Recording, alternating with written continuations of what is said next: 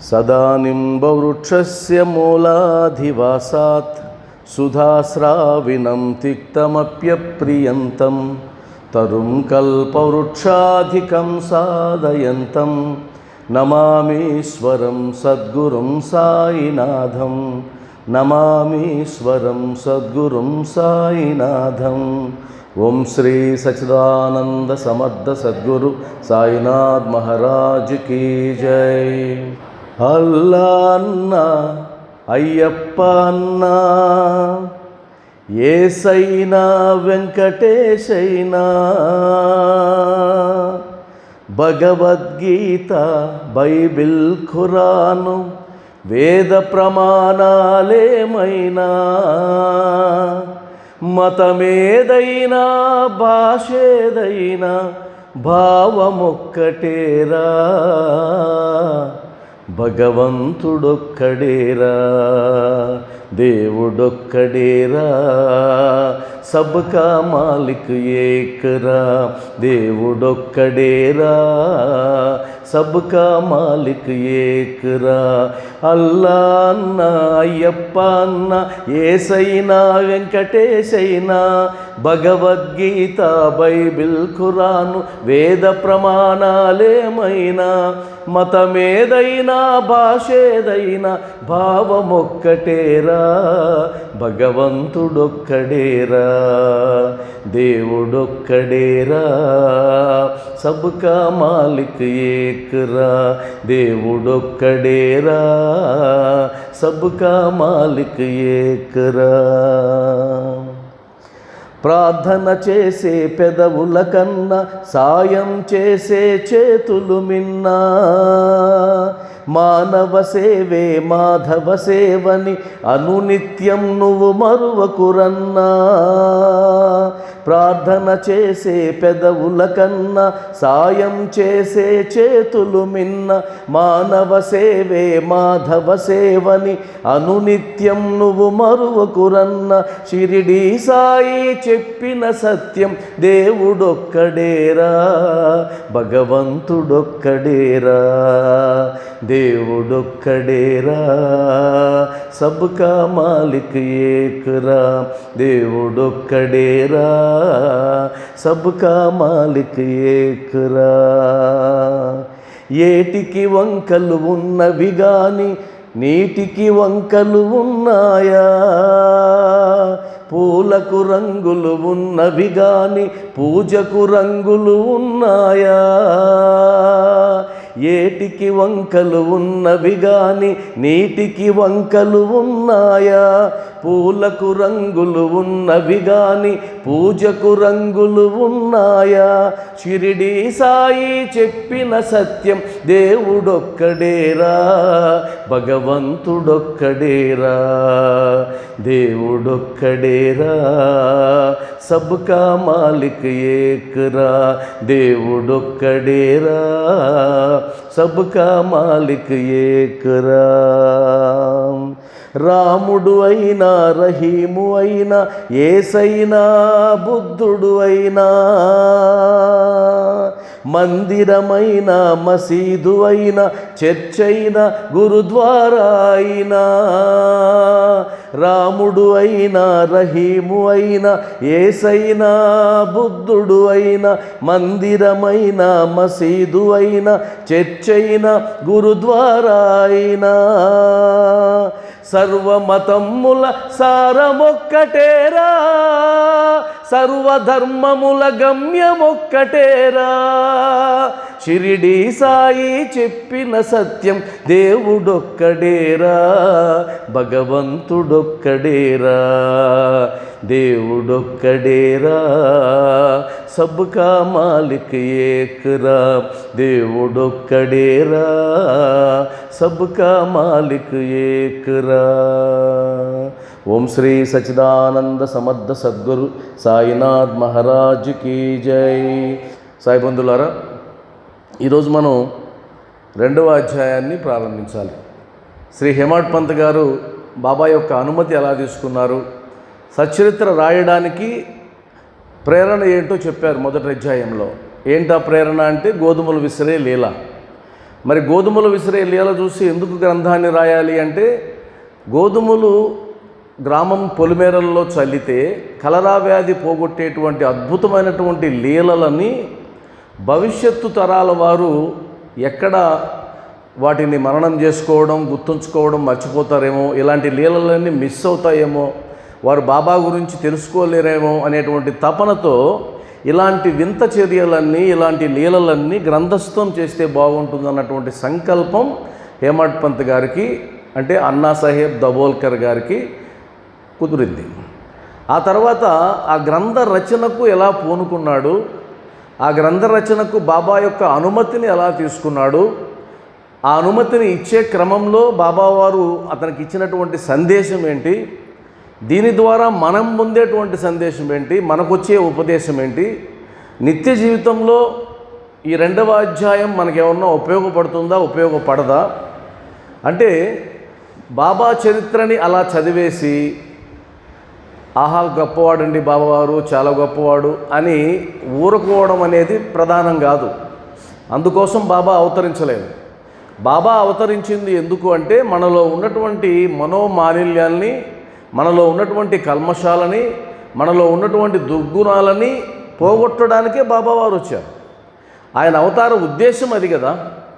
ఉదాహరణకి ఏ మహాత్ముడైనా ఈ భూమి మీద ఎందుకు అవతరిస్తాడు అని అంటే, ఒకప్పుడు యుగాలు మనం చూసుకున్నట్లయితే మొదటి యుగం కృతయుగం, ఆ తర్వాత త్రేతాయుగం, ఆ తర్వాత ద్వాపర యుగం, ఇప్పుడు కలియుగం జరుగుతూ ఉంది. మనం కలియుగంలో ఉన్నాం. సరే, ఇంతకుముందు యుగాల్లో మనం లేమా అంటే ఏమో ఉండొచ్చు, చెప్పలేము. ఎందుకంటే ఇది ఎన్నో జన్మం మనకు తెలియదు కాబట్టి బాబా వారి ఉద్దేశం ప్రకారం అప్పుడు కూడా మనం ఉండుంటాం. మరి కృతయుగంలో చూస్తే ఒకరిద్దరు రాక్షసులు మాత్రమే ఉన్నారు విష్ణు అవతారంలో. త్రేతాయుగానికి వచ్చేసరికి రావణాసురుడు ఇలాంటి ఒకరిద్దరు రాక్షసులు మాత్రమే ఉన్నారు. అప్పుడు ఆయన రామావతారంలో వచ్చి ఆ రాక్షసుని సంహరించాడు. ద్వాపర యుగంకి వచ్చేసరికి ఆ దుర్మార్గుల సంఖ్య కాస్త పెరిగి దుర్యోధనుడు, శిశుపాలుడు ఇలాంటి వాళ్ళు పుట్టుకొచ్చారు. ఆ విధంగా ద్వాపర యుగంలో రాక్షసుల సంఖ్య, రాక్షసులు అంటే అర్థం ఏంటి అంటే చెడ్డవారు అని అర్థం. అంటే రాక్షసులు అంటే 2 కొమ్ములు పెట్టుకొని ఉంటారని కాదు, కోరలు కొమ్ములు కాదు. అలా పెరిగింది. దుర్గుణాలు ఎవరిలో ఉంటాయో వారందరూ రాక్షసులే, మంచి గుణాలు ఎవరైతే ఉంటాయో వారందరూ దేవతలే, దేవతామూర్తులే. అసుర గుణాలు, సురగుణాలు, మంచి గుణాలు, అసుర లక్షణాలు అంటే రాక్షస గుణాలు ఏవైతే ఉంటాయో అవన్నీ ఎవరిలో ఉంటే వారు రాక్షస అంశలో పుట్టిన వాళ్ళే. దేవతల యొక్క గుణాలు ఏవైతే ఉంటాయో అవి ఎవరిలో ఉంటే వాళ్ళు దేవతామూర్తులే. అయితే కలియుగానికి వచ్చేసరికి ఏమైంది అంటే, కలియుగానికి వచ్చేసరికి ప్రతి వీధికి ఒక రాక్షసుడు మొదలైనాడు. ప్రతి వీధికి, అంతెందుకు ప్రతి వీధికి కాదు, ప్రతి మనిషిలోనూ రాక్షసుడు ఉన్నాడు. నాలో ఒక రాక్షసుడు ఉన్నాడు, ఒక దేవతామూర్తి కూడా ఉండొచ్చు. అంటే నాలో కొన్ని మంచి గుణాలు ఉంటాయి, కొన్ని చెడ్డ గుణాలు ఉంటాయి. మంచి గుణాలు దేవతామూర్తి లెక్క అయితే చెడ్డ గుణాలు రాక్షస లెక్క, రాక్షస అంశ. ఇప్పుడు ఒక అవతారం సరిపోదు, రామావతారంలాగా కృష్ణావతారంలాగా ఇప్పుడు సరిపోదు. కలియుగంకి వచ్చేసరికి దుర్మార్గుల సంఖ్య పెరిగిపోయింది. ఎప్పుడైతే దుర్మార్గుల సంఖ్య పెరిగిపోయిందో అప్పట్లాగా ఇప్పుడు సంహరించడం కుదరదు. ఇప్పుడు రావణాసురుణ్ణి శ్రీరాముడు సంస్కరించాడా, సంహరించాడు, అంతే కదా. అదేవిధంగా దుర్యోధనాదుల్ని శ్రీకృష్ణుడు సంస్కరించాడా అంటే సంహరించాడు, చంపేశారు. అందుకనే పరిత్రాణాయ సాధూనాం వినాశాయ చతుష్కృతాం ధర్మ సంస్థాపనార్థాయ సంభవామి యుగే యుగే.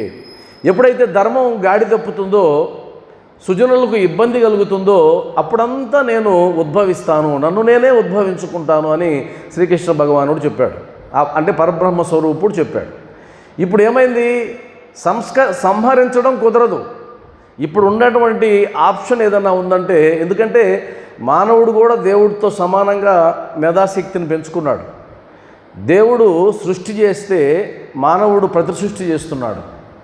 ఉదాహరణకి నన్ను సృష్టిస్తే భగవంతుడు నాలాంటి రూపాన్ని క్లోనింగ్ ద్వారా మానవుడు సృష్టిస్తున్నాడు. నాలాంటి రూపాన్నే, నాలాగనే ఉంటాడు క్లోనింగ్ చేస్తే, ఇంకెప్పటికీ చనిపోయేది ఉంటుంది. మళ్ళీ వాడిని క్లోనింగ్ చేస్తే నా రూపం కొన్ని తరాల పాటు వెళ్తుంది. కాబట్టి మానవ మేధస్సు కూడా సామాన్యం కాదు. అందువల్ల ఇప్పుడు సంహరించడం కుదరదు. ఇప్పుడు సంహరించాలి అనుకో, అందరినీ సంహరించేసేయాలి. ఎందుకంటే ప్రతి ఒక్కరిలో చెడుగుణం దుర్గుణం ఉంది కదా. ఇప్పుడు సంహరించడం కుదరదు, సంస్కరించడం మాత్రమే కావాలి. సంస్కరించాలి, సంస్కరించి వాడిని మంచి దారిలో పెట్టాలి. అది ఇప్పుడు ఉన్నటువంటి ఏకైక ఆప్షన్. ఆ విధంగా సంస్కరించడానికి ఆ పరబ్రహ్మ స్వరూపుడు ఒక్కొక్క అవతారమూర్తిగా వెలుస్తాడు భూమి మీద. ఒక్కొక్క ప్రాంతంలో ఒక్కొక్క ఉద్దేశంతో వెలుస్తాడు. ఆ విధంగా మహారాష్ట్రలో మనకు వెలిసినటువంటి అవతారం షిరిడీ సాయినాథుడు. షిరిడీ సాయినాథుడు ఉన్నటువంటి ప్రదేశానికి మనకు ఎలాంటి సంబంధము లేదు. అక్కడ ఉన్నటువంటి భాషకి మన భాషకి సంబంధం లేదు. ఇక్కడ వెలిసినటువంటి దేవతామూర్తి కాదు. కానీ ఆయన పరబ్రహ్మ స్వరూపుడు అని ఎలా గుర్తు అంటే గన ఆయన వ్యాప్తి చెందుతూ ఉన్నాడు, విశ్వవ్యాప్తం అవుతూ ఉన్నాడు. ఉదాహరణకి మీరు గనక 10 మంది దగ్గర పూజలు అందుకుంటే మీ లోపల దేవతా అంశాలు ఎక్కువ ఉన్నాయని అర్థం. మీరు వందలాది మంది దగ్గర పూజలు అందుకుంటే మీరు ఒక పరిపూర్ణమైనటువంటి మంచి లక్షణాలు కలిగినటువంటి వ్యక్తి అని అర్థం. ప్రపంచం అంతా మిమ్మల్ని ఆరాధిస్తూ ఉంటే మీరు దేవతామూర్తి అని అర్థం. అది బాబాకైనా వర్తిస్తుంది, మనకైనా వర్తిస్తుంది. కాబట్టి ఒక్కొక్క దగ్గర ఒక్కొక్క మహాత్ముడు వెలుస్తూ వచ్చాడు. ఆ విధంగా షిరిడీ సాయినాథుడు షిరిడీలో ముఖ్యంగా ప్రకటితమైనాడు. ఎక్కడ పుట్టాడు, ఎక్కడ పెరిగాడు, వాళ్ళ తల్లిదండ్రులు ఏంటి, అవేమి గుప్తంగా ఉంచాడు. కొంతమంది మాత్రం ప్రకటించేస్తారు, బాబావారి జన్మదినం ఇది, ఈరోజు జన్మదినం చేసుకుంటాం. అది పరమ దుర్మార్గమైన చర్య. ఎందుకంటే గురువుని అది వ్యతిరేకించడం.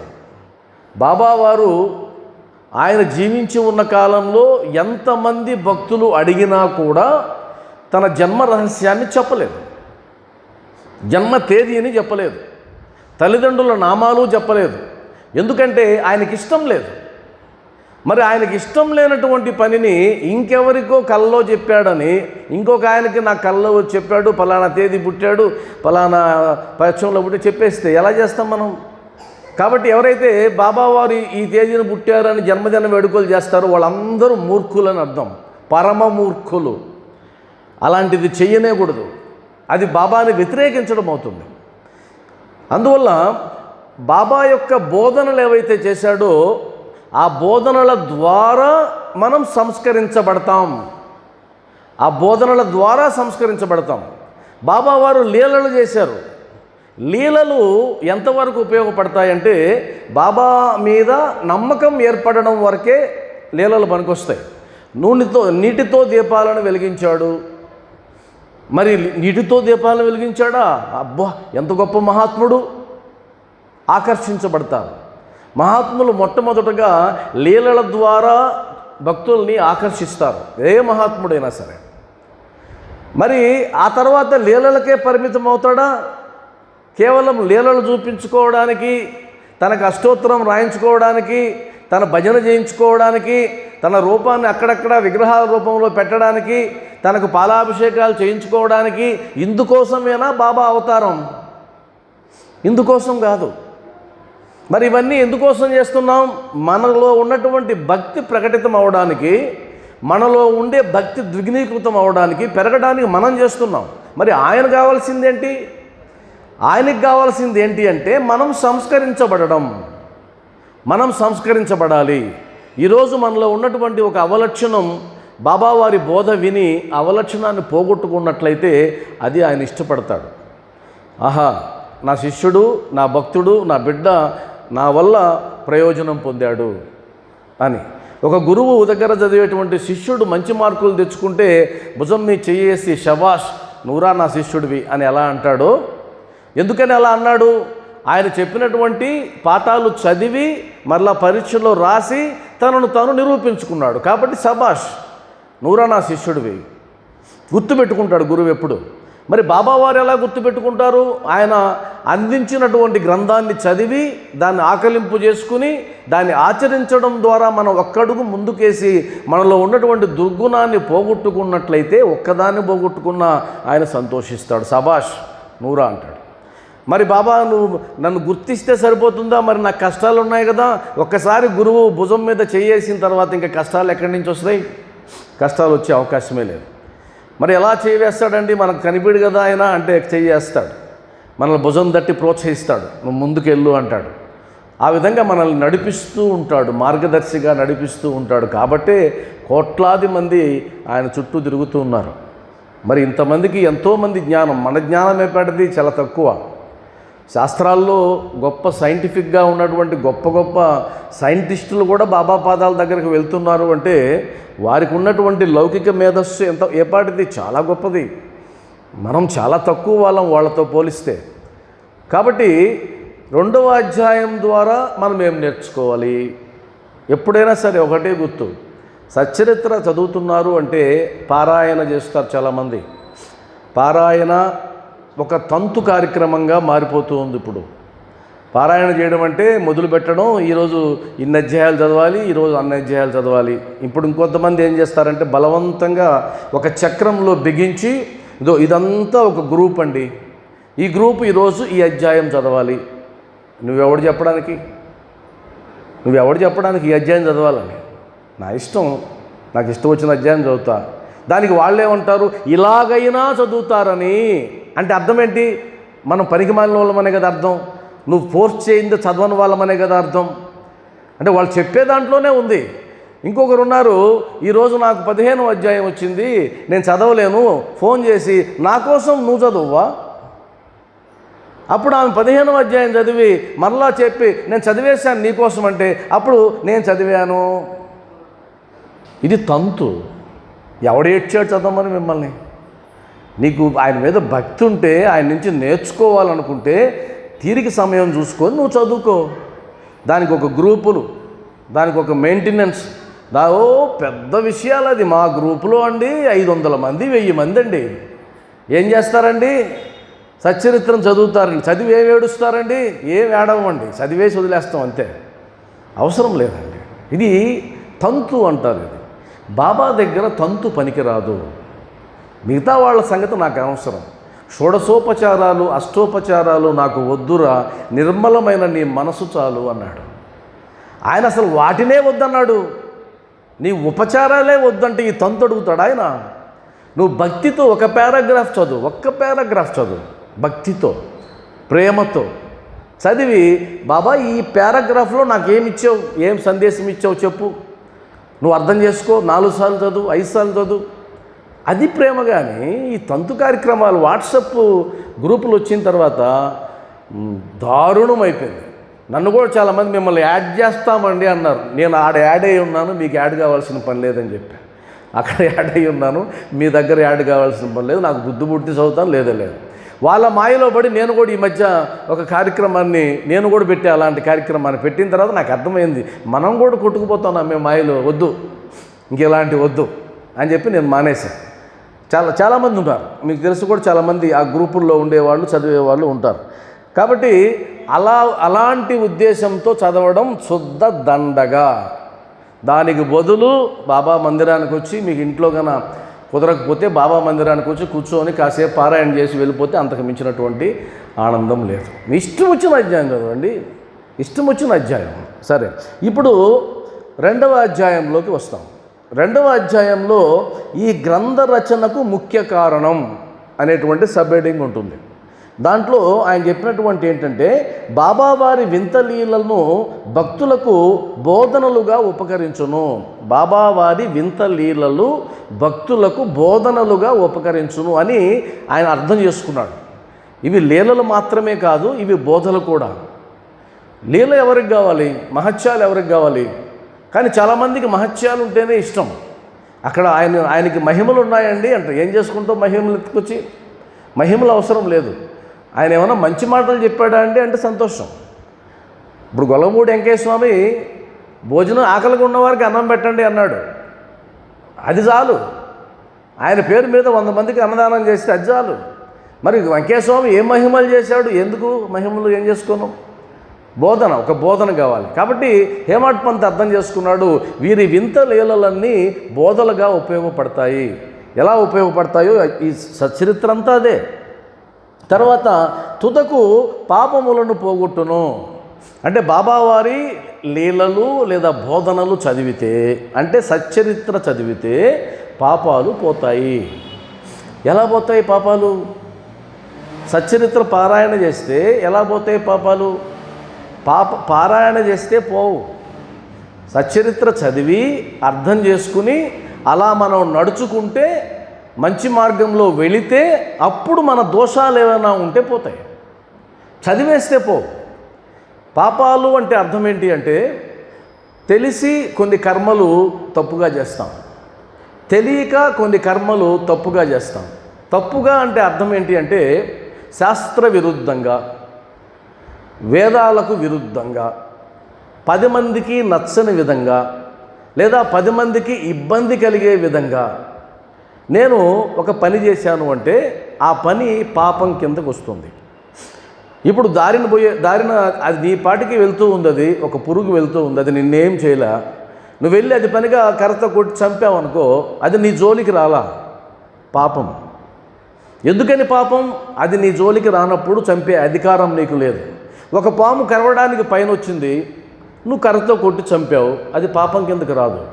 ఎందుకని? దానివల్ల నీకు ప్రమాదం కలుగుతుంది కాబట్టి నువ్వు రక్షించుకోవడానికి చేసావు. చట్టంలో కూడా అదే చెప్తుంది.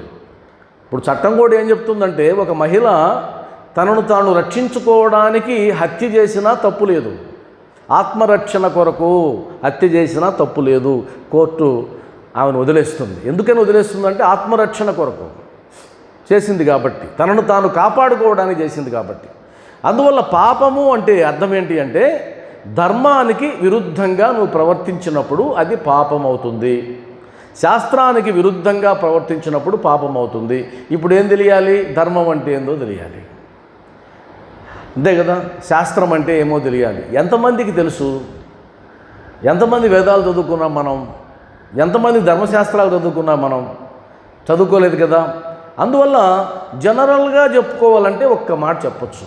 ఏది పాపము అంటే, ఇతరులకు ఇబ్బంది పెట్టే పని ఏదైనా సరే పాపం కిందకి మనం జమ కట్టచ్చు. అంటే నీకు హాని తలపెట్టకుండా వారి మానాన వారు బతుకుతూ ఉంటే నువ్వు వారికి కీడు చేసినట్లయితే, హాని చేసినట్లయితే అది పాపం. ఆ పాపం ఊరికేనే మనల్ని వదిలిపెట్టదు. కాబట్టి బాబా బోధనలు పాపాలని పోగొడతాయి. అంటే బాబా ఏం చెప్తాడు? ఇది చెయ్యండి, అది చెయ్యాలి, ఇది చెయ్యొద్దు, అది చేస్తే పాపం. ఇక్కడ సచ్చరిత్రలో హేమాడ్ పంత్ గారి ద్వారా కొన్ని పనులు చెయ్యమని, కొంత విధంగా ఆలోచించమని చెప్పారు. వాటిని మనం గుర్తుపెట్టుకొని అవసరమైతే నోట్స్లో రాసుకొని, బాబా వారు ఇలా ఆలోచించమన్నారు, ఇది కూడా గొప్ప విషయం ఆలోచించడం. బాబా వారు ఇలా చెయ్యమన్నారు, చెయ్యమనడం కార్యం, ఒక పని. ఆలోచించడం కూడా పనే, కానీ అది చాలామందికి పనిలాగా అనిపించదు. అది పనిలాగా అనిపించదు. ఒక ఆయన కుర్చీ చేసుకొని కూర్చున్నాడు అనుకోండి, కామ్గా మౌనంగా, ఏమండి ఏం చేస్తున్నారు అంటే, ఏం లేదంటే ఊరికే కూర్చున్నాను అంటాడు. ఊరికే కూర్చోలే, నువ్వు ఆలోచిస్తూ ఉన్నావు. కూర్చోవడం కంటే గొప్ప పని చేస్తున్నావు. ఏం పని అది? ఆలోచించడం. చాలామందికి అర్థం కానిది ఏంటంటే, మన జీవితాన్ని ఏది నిర్దేశిస్తుంది అంటే మన ఆలోచనే. నువ్వేం ఆలోచిస్తున్నావో నువ్వు గనక గుర్తించగలిగితే ఆ ఆలోచనే నీ భవిష్యత్తును నిర్ణయిస్తుంది. గౌతమ బుద్ధుడు అంటారు, what you think that you are. నువ్వేమి ఆలోచిస్తావో అదే నీవు. కాబట్టి ఆలోచనల దగ్గరే నువ్వు దాన్ని మార్చుకోవాలి, ఆలోచనలు మారాలి. ఇప్పుడు చూడండి, మీరందరూ కూర్చొని ఉన్నారు, మీరు నా మాటలు వింటున్నారు, వింటూ కూడా మీకంటూ ఒక ఆలోచన పోతూ ఉంది, గమనించండి. మీకంటూ ఒక ఆలోచన, ఏదో ఒక ఆలోచన పోతూ ఉంది. అది అంతే, అది ఆలోచిస్తూనే ఉంటుంది. అది ఎప్పటి వరకు ఆలోచిస్తుంది? గాఢ నిద్రలోకి మనం వెళ్ళేంత వరకు ఆలోచనలు వస్తూనే ఉంటాయి. శాస్త్రం ప్రకారం, సైన్స్ ప్రకారం ఏం చెప్తారంటే, ఒక వ్యక్తి రోజుకి సుమారుగా 60,000 ఆలోచనలు చేస్తాడు. 60,000 ఆలోచనలు. అంటే ఆలోచనలు తగ్గితే నీ జీవన ప్రమాణం పెరుగుతుంది, ఆలోచనలు పెరిగితే నీ జీవన ప్రమాణం తగ్గుతుంది. కొంతమంది ఒకే విషయాన్ని పదే పదే ఆలోచిస్తూ ఉంటారు. నాకు కూడా ఉంది జబ్బు. నాకు కూడా ఉంది. ఏదైనా ఒకటి జరిగిందంటే దాన్ని వదిలిపెట్టను నేను. అలా ఎందుకన్నారు, అలా ఎందుకన్నారు, అలా ఎందుకు జరిగింది, ఇది ఎందుకు జరిగింది, బుర్ర హీట్ అయిపోతుంది కదా. అంటే అవన్నీ ఏంటి, చెత్త. ఒక పనికిరాని ఆలోచనని మళ్ళా ఆలోచిస్తున్నావు, రిపీటెడ్గా పెంచుతూ పోతున్నావు. కొంతమంది వద్దు ఇంక దీని గురించి ఆలోచించొద్దు అని కట్ చేసేస్తారు, ఇంకా ఆలోచించరు. ఏదో ఈలాంటి వాళ్ళు. మా ఇద్దరికి ఉండే తేడా ఏంటంటే, ఆమె ఒక ఆలోచన వద్దు అనుకుంటే ఇంకా ఆలోచించదు, కట్. నాదేంటంటే నాది వస్తూనే ఉంటుంది. సాధన చేస్తూ కుదరడం లేదు నాకు. మరి ఆమె సాధన చేస్తుందా, ఇది వద్దు అనుకుంటే ఇంకా ఆలోచించదు, ఇంకా అది వదిలి అంటది అంతే, వదిలేసింది అంతే. నేను వదిలి అంటాను కానీ ఊరికే పైకి వదలను, ఆలోచిస్తూనే ఉంటాను. కాబట్టి ఇలా ఎక్కువ ఆలోచించేవాళ్ళు, అతిగా ఆలోచించేవాళ్ళు, జరిగిపోయినవి తలుచుకొని ఆలోచించేవాళ్ళు, జరగబోయేదాన్ని ఇలా జరుగుతుందేమో అని ఆలోచించేవాళ్ళు చెత్తంతా పేర్చుకుని రోజుకి 60,000 ఆలోచనలు చేస్తారు. ఆలోచనలు పెరిగే కొద్దీ నీ ఆయు ప్రమాణం కూడా తగ్గిపోతుంది. ఆలోచనలు ఎక్కువైతే ఆయు ప్రమాణం తగ్గిపోతుంది. మీ ముఖం చూస్తే తెలిసిపోతుంది ఆలోచిస్తారా లేదా అని. ఎక్కువ ఆలోచించే వాళ్ళకి కళ్ళ కింద క్యారీ బ్యాగులు కాదు, నల్లటి మచ్చలు వచ్చేస్తాయి. మొహం చూడంగానే ఇది దిగులుగా ఉంటుంది, చూడంగానే ఏదో తీవ్రంగా ఆలోచిస్తున్నట్టున్నారే అనేస్తాం మనం తెలియకుండానే. కాబట్టి ఆలోచనలు తగ్గించేయడానికి సచ్చరిత్ర మనకు ఉపయోగపడుతుంది. ఆలోచనలు ట్రాన్స్ఫార్మ్ చేయాలి, చర్యల్ని కాదు. ముందు ఆలోచనలు మారాలి, తర్వాత చర్యలు మారాలి, కర్మలు మారాలి. అలా మారడానికి ఇది ఒక దిక్సూచి. సచ్చరిత్ర ఒక దిక్సూచి, ఒక మార్గదర్శి, ఎలా ఆలోచించాలో చెప్తుంది. ఈ 2వ అధ్యాయంలో ఇప్పుడు నేను చెప్పబోయే దాంట్లో కూడా హేమట్ పంత్ గారు ఆలోచిస్తారు. ఆయనకు కూడా ఆలోచనలు ఉంటాయి కదా, ఆలోచనలు కూడా మనతో పంచుకుంటాడు. అవి మంచివా కాదో కూడా ఇప్పుడు మనం తెలుసుకోవచ్చు, ఎలా ఆలోచిస్తారు మనుషులని కూడా. ఆ తర్వాత యోగీశ్వరుని జీవిత చరిత్ర తర్కమును న్యాయమును కాదు, అవి మనకు సత్యమును ఆధ్యాత్మిక మార్గమును చూపును. ఆయన ఇచ్చిన స్టేట్మెంట్. అంటే సచ్చరిత్ర చదివేటప్పుడు తర్కం చూసినట్లయితే ఇది ఎలా జరుగుతుంది, కడుపులో పేగుల్ని ఎలా బయట తీసి శుభ్రం చేసి మళ్ళా ఎలా లోపలికి వేసుకుంటాడు, ఎలా సాధ్యం? ఖండయోగంలో శరీరాన్ని ముక్కలుగా నరుక్కొని ఖండాలు చేసి మళ్ళా ఒకటిగా ఎలా తయారవుతుంది, అది ఎలా జరుగుతుంది? ఎక్కడి నుంచో బల్లులు వస్తాయని, ఆ బల్లులు 2 అక్కచెల్లెళ్ళని బాబావారికి ఎలా తెలుస్తుంది, ఎలా సాధ్యం? ఇదంతా ఒట్టిదేనండి, తర్కానికి అందదు. మహాత్ముల చరిత్రలు ఎప్పుడూ కూడా తర్కానికి అందవు. వాటిని నమ్మడం ఒకటే మన బాధ్యత. నేను నమ్మను, నీ ఇష్టం. తర్కం కుదరదు. తర్కం చేస్తే గన సచ్చరిత్ర కాదు కదా, ఏ మహాత్ముడి చరిత్ర కూడా నిలవదు. కాబట్టి తర్కమును న్యాయమును కాదు, ఏం బోధిస్తాయి అంటే సత్యాన్ని బోధిస్తాయి. ఏది సత్యము ఏది అసత్యము బోధిస్తుంది. అదేవిధంగా ఆధ్యాత్మిక మార్గాన్ని చూపిస్తుంది, ఫోకస్ చేస్తుంది, టార్చ్ లైట్ వేస్తుంది. ఆ టార్చ్ లైట్ వేసినప్పుడు మీకు కనిపిస్తుంది దారి కనిపిస్తుంది, ఆ దారిలో నువ్వు వెళ్ళిపోవచ్చు. కాబట్టి బాబావారి బోధనలు టార్చ్ లైట్ వంటివి. ఆ మార్గంలో నువ్వు ప్రయాణం చేయొచ్చు, సులభంగా వెళ్ళొచ్చు. మనం అజ్ఞానంలోనే ఉన్నాం, చీకట్లోనే ఉన్నాం, కానీ టార్చ్ లైట్ ఉంది. ఆ టార్చ్ లైట్ ఎవరు వేస్తారు? బాబావారు వేస్తారు.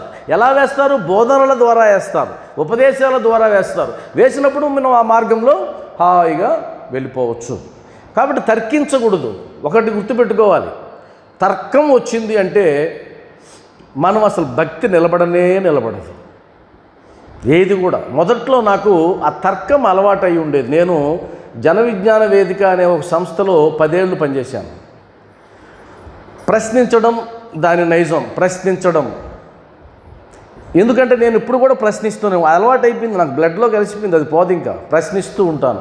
మొట్టమొదటి సచరిత్ర చదివినప్పుడు నాకు ఏమనిపించిందంటే, బాబా నిజంగానే పిచ్చోడు, నిజంగా అనిపించింది. వీళ్ళంత అమాయకులు బాబాని నమ్ముతున్నారే, అసలు ఏమైనా నమ్మదగింది ఉందా ఆ చరిత్రలో అని నాకు అనిపించింది. ఎందుకు అనిపించింది అంటే, తర్కిస్తూ ఇది జరుగుతుందా అంటే చివరికి మిగిలేది 0, ఏం జరగదు. కాబట్టి తర్కించకూడదు. బాబా విషయంలో నమ్మకం ఒకటే ప్రధానం, తర్కం ప్రధానం కాదు.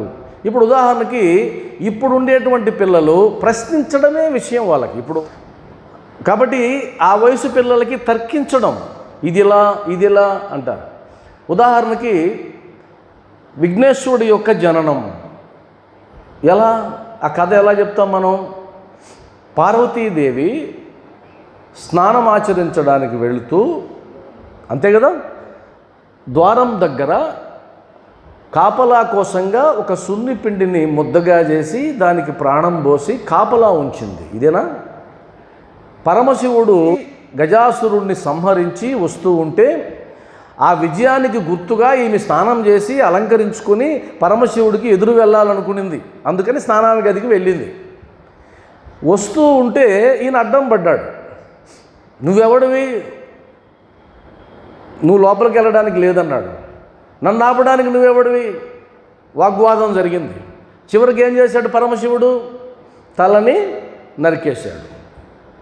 తలను నరికేసిన తర్వాత పార్వతీదేవి వచ్చింది, పెద్దగా ఏడ్చింది, విలపించింది. అయ్యా, అది నా మానసపుత్రుడు, నా మానసపుత్రుడు ఈయన, ఆయన చంపేశావే అని బాధపడింది.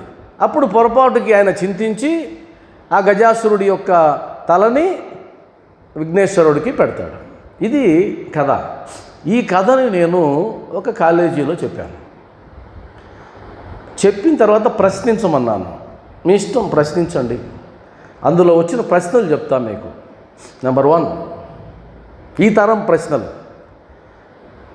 పార్వతీదేవి స్నానాలకు వెళ్తూ కాపలాగా ఉంచింది కదా, మరి స్నానాల గదికి గొల్లెం లేదా? ప్రశ్న. ఎందుకని? గొల్లెం ఉంటే ఈ సమస్య లేదు కదా. అప్పట్లో గదికి గొల్లెలు లేవా సార్? నాకు తెలియదు సార్ అని చెప్పాను. అంతే కదా. రెండో ప్రశ్న, శివునాజ్ఞ లేనిదే చీమైనా గుట్టదు అంటారు కదా.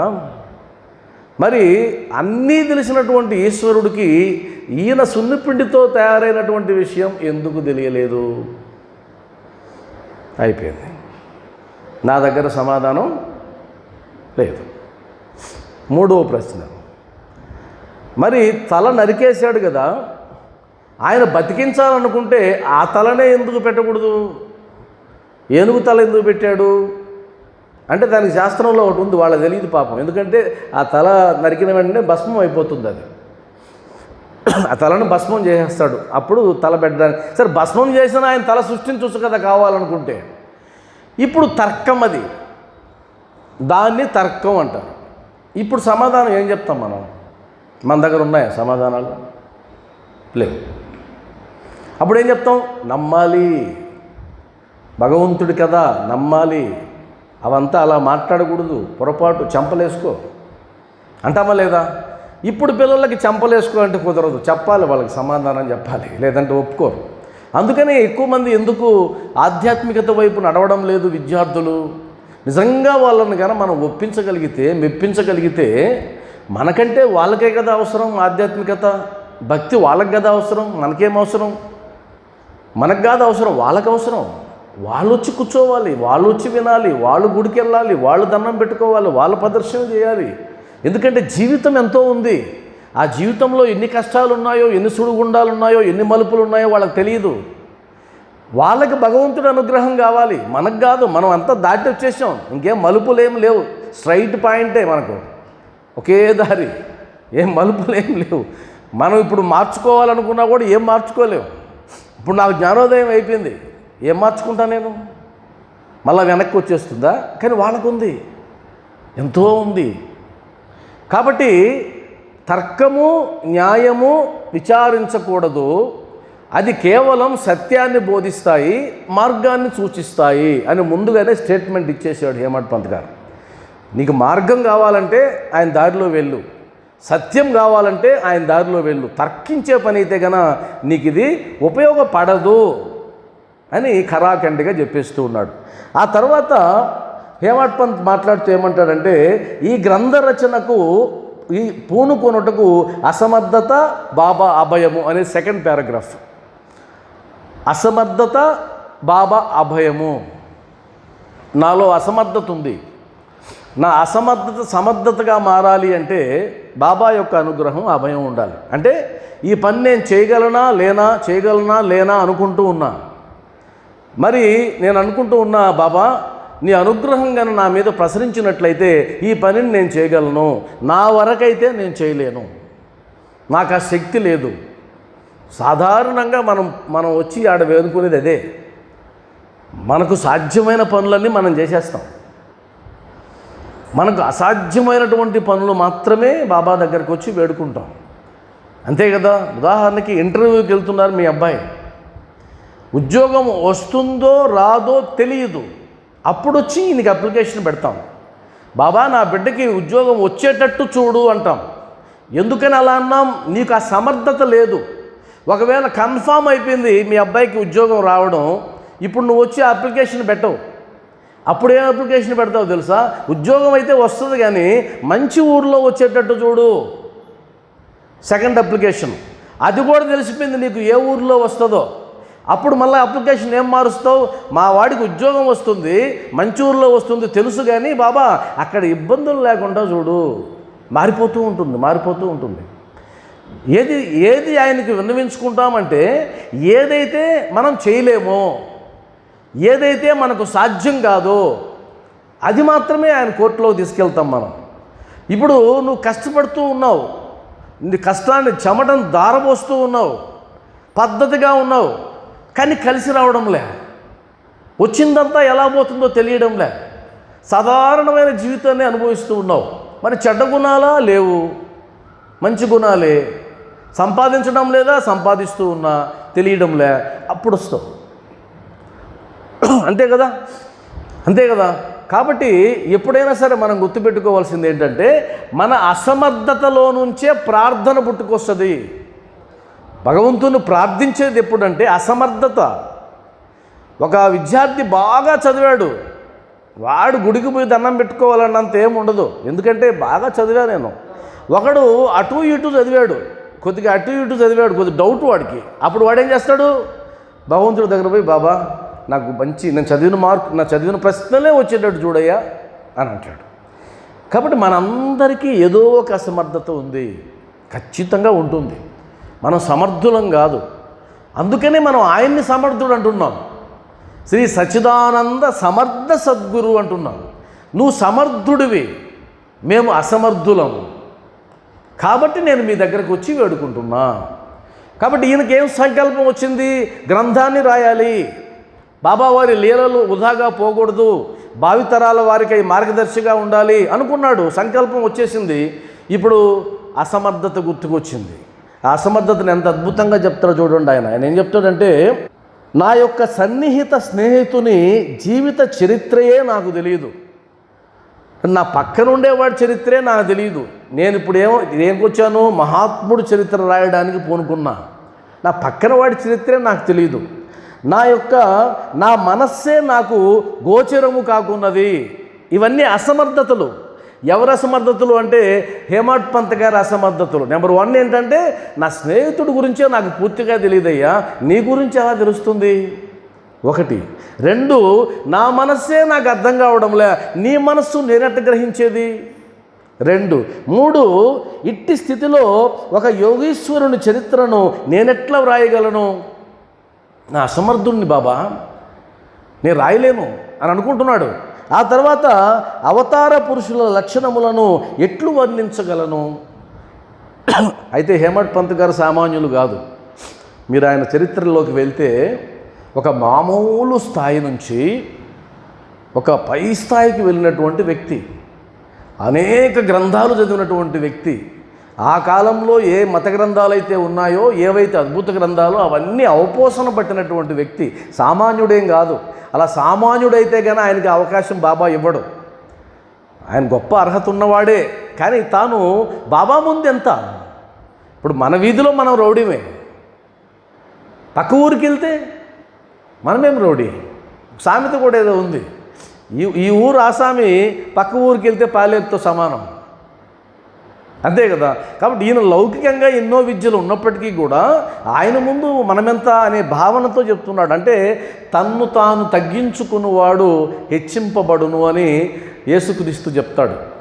మనల్ని మనం ఎప్పుడూ ఓవర్గా ఎక్కువ అంచనా వేయకూడదు, తగ్గించుకోవాలి. భగవంతుడి ముందుకు వచ్చినప్పుడు ఎందుకు శిరస్సు వంచుతాం, ఎందుకు సాష్టాంగ దండ ప్రమాణం చేస్తాం, తల ఎత్తడం కూడా అహంకారం కిందకు వస్తుంది, కాబట్టి తల దించుతాం. కాబట్టి మనం అహంకారాన్ని ఆయన పాదాల ముందు పెట్టండి ఏం చేయలేము. అందువల్ల ఈయన చెప్పుకుంటూ ఉన్నాడు, అయ్యా నీ గురించి నేను ఎలా రాయగలను, వేదములే వారిని పొగడలేకుండెను. మహాత్ములను పొగడడం ఎవరి వల్ల కాదు, ఎందుకంటే మహాత్ములు అర్థం కాదు, దైవాలు అర్థమవుతారు. మహాత్ములు అర్థం కాదు, ఎందుకంటే భిన్నంగా ఉంటారు, ఒక్కొక్కరు ఒక్కొక్క రకంగా ఉంటారు, చెప్పలేం మనం. అదేవిధంగా తాను యోగి అయినా కానీ యోగి యొక్క జీవితమును గ్రహింపజాలడు. నేను బాబాని అర్థం చేసుకోవాలంటే ఆ స్థాయి నాకుండాలి, ఆ స్థాయి నాకుంటే కానీ అర్థం చేసుకోగలను. ఉదాహరణకి ఒక ఎల్కేజీ చదివేటువంటి విద్యార్థి 10వ తరగతి లెక్కలు అర్థం చేసుకోగలడా? ఇంపాసిబుల్. 10వ తరగతి లెక్కలు అర్థం చేసుకోవాలంటే 10వ తరగతి చదివేవాడైనా అయి ఉండాలి, అంతకుమించి చదివిన వాడైనా అయి ఉండాలి, అంతే కదా. మనమందరం ఎల్కేజీ స్టూడెంట్స్, ఆయన ముందు ఎల్కేజీ కూడా కాదు, ఇంకా కిండర్ గార్డెన్. ఇప్పుడు ఎలా అర్థం చేసుకుంటాం ఆయన్ని, కష్టం కదా అనే ఉద్దేశంతో అంటున్నాడు.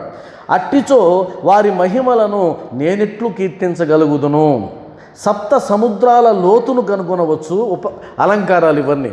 సప్త సముద్రాల లోతును కనుగొనవచ్చు, ఆకాశమును గుడ్డలో వేసి మూయవచ్చును, కానీ యోగీశ్వరుని చరిత్ర వ్రాయుట బహు కష్టము.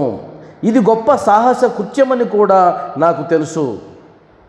లోతుగా వెళితేనే అర్థం కానటువంటి చరిత్ర నువ్వు పైనే పారాయణ చేస్తే అర్థమవుతుందా? ఏమర్థమవుతుంది? వాక్యాలు అర్థమవుతాయి, అక్షరాలు అర్థమవుతాయి, ఆ లోతు నీకు అర్థం కాదు.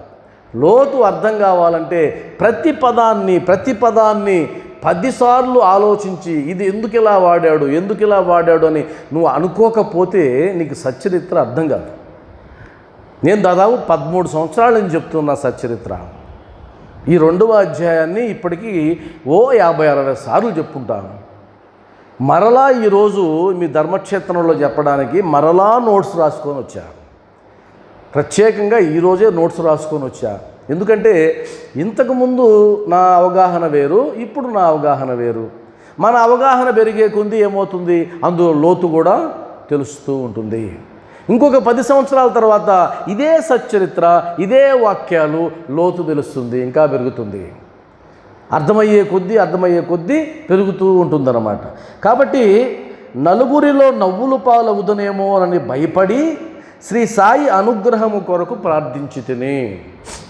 ఈయన లోపల పనిని ప్రారంభించాలని కోరిక ఉంది, కానీ దాన్ని సాధ్యం చేయగలనటువంటి నమ్మకం లేదు. ఎందుకు నమ్మకం లేదు అంటే అది ఆయన అసమర్థత కింద చెప్పుకుంటున్నాడు. అసమర్థత కింద, అయ్యా నాలో ఈ లోపాలు ఉన్నాయి, నేను అందరి జీవితాలను నేను ఎలా గ్రహించగలను, మహాత్ముల జీవితాలను నేను ఎలా గ్రహించగలను, నాకు సాధ్యమవుతుందా అని అనుకుంటూ ఉన్నాడు. అంటే ఇక్కడ మన గురించి అంచనా వేయడం అనేది మంచిదా కాదా? ఒక పనిని ప్రారంభించే ముందు అంచనా వేయడం, ఇది నేను చేయగలనా చేయలేనా? అలా అంచనా వేయకుండా పనులు ప్రారంభించి ఎంతమంది మధ్యలోనే ఆగిపోలేదు? చాలామందిని చూడండి. అందులో మన తెలుగు వాళ్ళకి ఆరంభ సూరత్వం ఎక్కువ. ఆరంభ సూరత్వం అంటే ప్రారంభించేటప్పుడు అద్భుతంగా ప్రారంభించేస్తాం, ఇంకా రాను రాను తగ్గిపోతూ ఉంటుంది, ఇంట్రెస్ట్ తగ్గిపోతూ ఉంటుంది. అలా తగ్గిపోయినప్పుడు మరలా మనమే పుంజుకుంటూ ఉండాలి. మన అసమర్థత బాబా అనుగ్రహం సోకిన వెంటనే సమర్థత కింద మారుతుంది. ఇక్కడ చాలామంది గుర్తుపెట్టుకోవాల్సింది ఏంటంటే, వాస్తవానికి ప్రతి మనిషిలో బలహీనతలు ఉంటాయి, ప్రతి మనిషిలో అసమర్థతలు ఉంటాయి. పరిపూర్ణమైనటువంటి మానవుడు కానీ పరిపూర్ణమైనటువంటి అవతారం కానీ నువ్వు చూడలేవు. దైవావతారాలనైనా ఎత్తుకోండి, ఏదో ఒక మచ్చ ఉంటుంది. కానీ ఈనాటి యువతకి మచ్చలే కనిపిస్తాయి, రంధ్రాలే కనిపిస్తాయి.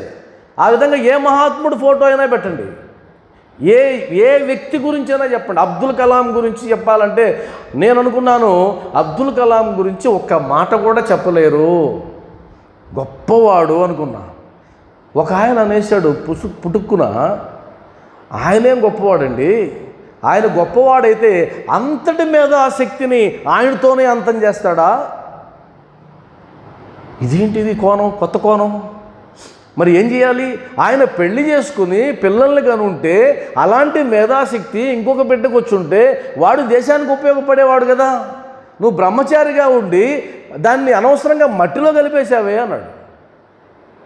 నేను అనుకున్నా ఇంక లాభం లేదు, ఎవరినైనా విమర్శిస్తారు, సమస్య లేదు. విమర్శకు లోనుగానే వ్యక్తే ఈ ప్రపంచంలో ఉండడు. మీరు ఎంత బాగానే ఉండండి, ఎవరో ఒకరు విమర్శించేవాళ్ళు ఉంటారు, ఖచ్చితంగా ఉంటారు. కాబట్టి ఈయనేం చేశాడు? తన లోపాలని తనే గ్రహించుకుంటున్నాడు. దీనినే మనం ఆత్మవిమర్శ అంటాం. వాస్తవానికి ఆత్మవిమర్శ ఎప్పుడు చేసుకోవాలంటే ప్రతిరోజు చేసినటువంటి కర్మలకి ఆ రోజు సాయంత్రమే ఆత్మవిమర్శ చేసుకోవాలి. ఇంతకుముందు కూడా చెప్పాను, పడుకునే ముందు ఆత్మవిమర్శ చేసుకొని బాబా నేను తప్పులు చేస్తుంటే క్షమించవయ్యా, అంతే. అవసరమైతే 2 చెంపలు వేసుకో, అయిపోయింది.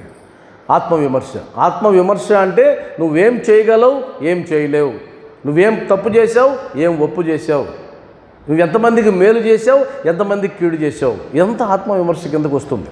ఈయన ఇప్పుడు చేసే పనంతా ఏంటి? ఆత్మవిమర్శ చేసుకుంటూ ఉన్నాడు. తన అసమర్థతని బాబాకు చెప్పుకుంటూ ఉన్నాడు. అలా చెప్పుకోవడం అనేది గొప్ప విషయం.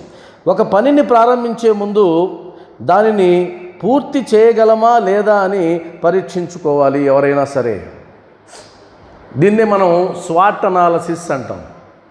వ్యాపారాలు చేసే వాళ్ళకి ఈ గుణపాఠాలు చాలా ఉంటాయి. అదేంటంటే వ్యాపారాలు చేసేవాళ్ళు ఏదో ఒక వ్యాపారాన్ని చేసేసి లక్షల రూపాయలు పోగొట్టుకొని సర్వనాశనం అయిపోయిన వాళ్ళు చాలామంది ఉంటారు. వాళ్ళు ఎప్పుడైనా నా దగ్గర కౌన్సిలింగ్కి వస్తారు. కౌన్సిలింగ్కి వచ్చినప్పుడు నేను వాళ్ళకి కొన్ని ప్రశ్నలు వేస్తాను. ఆ ప్రశ్నల్లో వాళ్ళకి సమాధానాలు దొరకవు. ఇలా చేయాలా అండి? వ్యాపారం ప్రారంభించేటప్పుడు ఖచ్చితంగా ఇలానే చేయాలి. దాన్ని మనం స్వాట్ అనాలసిస్ అంటాం. అది ఒక సైన్స్ అది.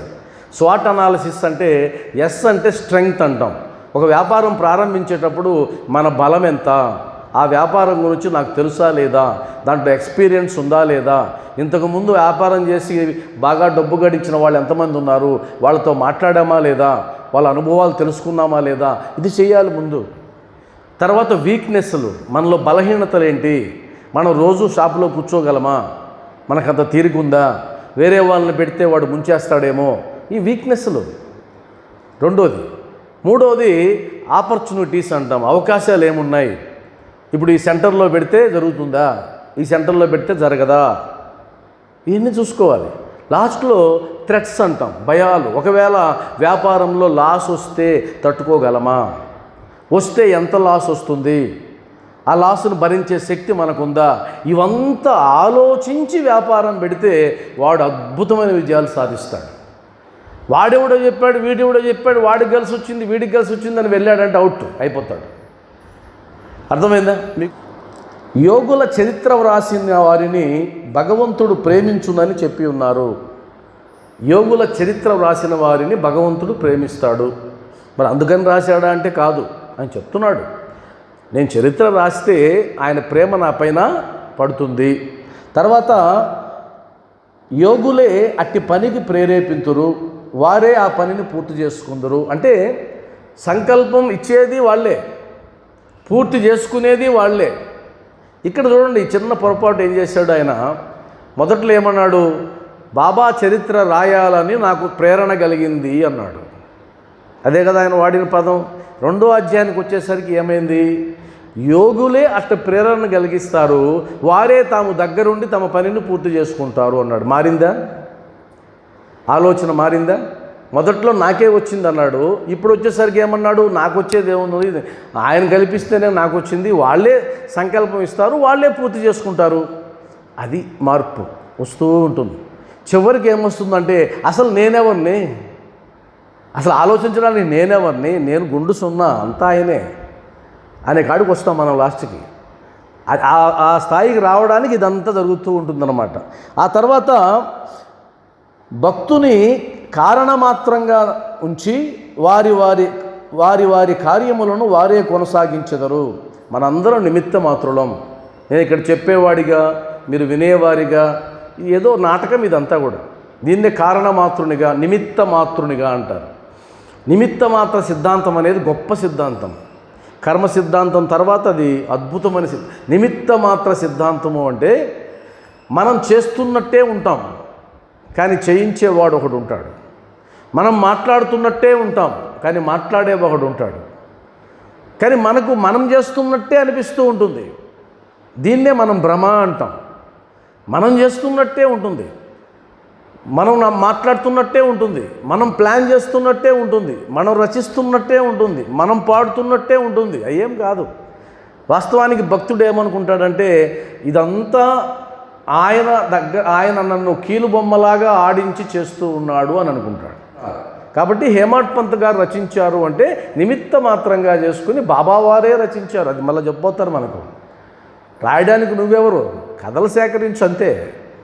నేనే నా చరిత్రని రాసుకుంటా అంటాడు ముందు రాబోయే పారాగ్రాఫుల్లో.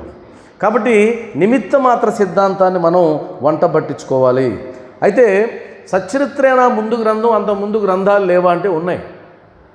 బాబాకు ముందు కూడా, సచ్చరిత్రకు ముందు కూడా కొన్ని చిన్న చిన్న ఎపిసోడ్లు ఉన్నాయి. దాసగను గారు రాసిన పుస్తకాల్లో అక్కడక్కడ బాబావారి గురించి రాశారు. సావిత్రిబాయి రఘునాథ్ టెండూల్కర్ ఆమె కూడా కొన్ని చిన్న చిన్న పుస్తకాలు వేసి రాసింది. శ్రీ సాయినాథ ప్రభ అనేటువంటి మాసపత్రిక, అందులోనూ బాబా గురించి రాశారు. అయితే పరిపూర్ణమైన గ్రంథం ఏదైనా ఉంది అంటే గన సచ్చరిత్ర మాత్రమే. శ్రీ సాయి సచ్చరిత్ర మాత్రమే పరిపూర్ణమైన గ్రంథం. ఎందుకంటే అది బాబావారి ప్రేరణతో, బాబావారి అనుగ్రహంతో, బాబావారి జీవించి ఉన్నప్పుడు ఆయనను కల్లారా చూసి సేవించి తరించినటువంటి భక్తుడు రాసినటువంటి గ్రంథం. ఉదాహరణకి బాబా గురించి నేను చెప్పడానికి, బాబా కాలంలో ఆయనతో పాటు జీవించిన వ్యక్తి చెప్పడానికి తేడా ఉంటుందా లేదా? ఎంత తేడా ఉంటుంది. మనం ఆయన్ని ఊహిస్తున్నాం. బాబావారి లీల ఇలా ఉంటుంది. ఇప్పుడు ఉదాహరణకి నీటితో దీపాలు వెలిగించాడు అని పాడతాం, చెబుతాం. కానీ ఆ లీలల్ని దగ్గరుండి చూసిన వాళ్ళు ఎలా ఉంటారు? అంతే కదా. పులి వచ్చినప్పుడు, సర్కస్ వాడు పులిని తీసుకొచ్చినప్పుడు ఆ పులి బాబా దగ్గరికి వెళ్ళి తోక ఇలా ఆడించి తలా ఇలా తప్పి అని కొట్టి అక్కడే అది చనిపోయిన సందర్భం మనం విన్నాం. కానీ చూసిన వాళ్ళు, అక్కడ డైరెక్ట్గా చూసిన వాళ్ళ అనుభూతి ఎలా ఉంటుంది? అద్భుతంగా ఉంటుంది కదా. మేఘశ్యాముడు ఒంటికాల మీద కీర్తన హారతి పాడేవాడు. ఒంటికాల మీద మనం ట్రై చేసి చూద్దాం. ఎడా హారతి అయినంతసేపు 20 నిమిషాలు ఒంటికాల మీద నిలబడగలం? అసలు మన వల్ల అవుతుందా? ప్రాక్టీస్ చేస్తే అవుతుందేమో. కానీ ఆ హారతిని, మధ్యాహ్న హారతి కనీసం 25 నిమిషాలు ఉంటుంది స్వామి, 20 నిమిషాలు ఉంటుంది కనీసం. 20 నిమిషాల పాటు ఒంటికాల మీద నిలబడి హారతిని ఆనందంగా పాడేవాడు. కష్టంగా కాదు, ఆనందంగా పాడేవాడు. అప్పుడు ఆయనతో పాటు ఆ విషయాన్ని చూసిన భక్తులు ఎలా ఉంటారు? ఎంత ఆనందంగా ఉంటుంది వాళ్ళది. ఎందుకంటే అది ప్రత్యక్ష అనుభవం, ఇది పరోక్ష అనుభవం. అంతే కదా. ఇదంతా పరోక్ష అనుభవం, మనం ఊహించుకుంటున్నాం. కానీ అది అలా కాదు, డైరెక్ట్గా చూశారు వాళ్ళు ఆయన్ని. ఇప్పుడు ఉదాహరణకి మనకు బాబా గొంతు ఎలా ఉంటుందో తెలుసా? బాబా గొంతు ఎలా ఉంటుందో తెలుసమ్మా? తెలీదు, ఎవరికి తెలియదు. రికార్డు కాలా. అది ఒక్కోసారి బాధేస్తుంది నాకు. అయ్యో, ఆయన గొంతు ఎలా ఉంటుందో ఎవరైనా రికార్డ్ చేసి ఉంటే బాగుండేది, ఇది బాబావారి గొంతు ఎలా ఉంటుందని. ఎవరు రికార్డు కాల. అంతెందుకు, నాకు మొన్న మా నాన్నగారి గొంతు గుర్తురాలా, మా నాన్న వాయిస్ గుర్తురాలా. నేను తపన పడిపోయినాను. అసలు 2-3 రోజులు నాకు అదే ఆలోచన. అయ్యో, మా నాన్న గొంతు గుర్తురాలేదే, ఆయన గొంతు మర్చిపోయినానే, ఎలా ఉంటుంది. మా పిల్లలతో కూడా చెప్పిన, తీవ్రమైన వేదనగా ఉంది. ఎందుకంటే మా నాన్న గొంతు ఎలా ఉంటుందో మర్చిపోయాను నేను. నాకు ఇప్పుడు కూడా గుర్తు రావడం లే, బాధేస్తూ ఉంది. అది చిన్న బాధ కాదు అది. ఎందుకంటే ఆయన వాయిస్ మర్చిపోతే ఎలా? అమ్మ గొంతు గుర్తుంది, నాన్న గొంతు గుర్తులేదు. అంటే ఇప్పుడు మనకే ఇలా ఉంటే, ఇప్పుడు బాబా గొంతు ఉండుంటే ఎంత అద్భుతంగా ఉండుండేది. కాబట్టి ఎప్పుడైనా సరే ప్రత్యక్ష అనుభూతి, పరోక్ష అనుభూతి.